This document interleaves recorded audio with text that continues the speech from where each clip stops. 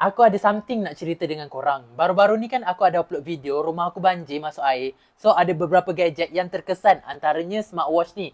Ni baru lagi sampai tapi dah terkena banjir. Otak dia pun dah mula barai, berbau lagi. Kita akan try. Kalau dia masih hidup, memang smartwatch ni paling on top lah. Okay, dekat sini ada feature-feature dia. Dia cakap waterproof. Kita tengok lepas banjir ni selamat ke tak. Kalau selamat korang beli.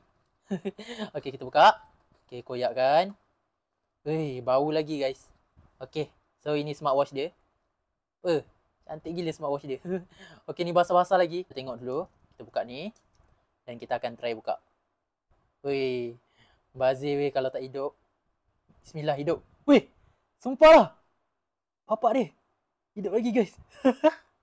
Korang masih tak percaya lagi kan? Kita akan campak dekat banjir. Korang tengok. Weh, hidup lagi weh. Weh, sumpah lah. Ni dah masuk dekat air. Weh, hidup lagi. Tengok. Weh, masih boleh hidup lagi. Gempak gila. Semoga banjir cepat surut lah. Aku nak masuk rumah ni, tak dapat nak masuk rumah. Hai. Main air je lah kita. Korang masih tak percaya lagi, aku nak tunjukkan bukti dia. Korang tengok. Basah ni. Basah, hidup lagi. So, kita tengok. Masih boleh. Heart rate. Gila-gila lah. Okay, ni boleh tukar face watch.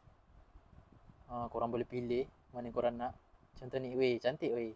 Sumpah cantik.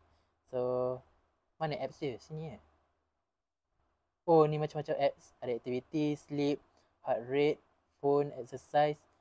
Weh, sumpah lah. Relaxation, AI, stopwatch. Banyak gila apps dia.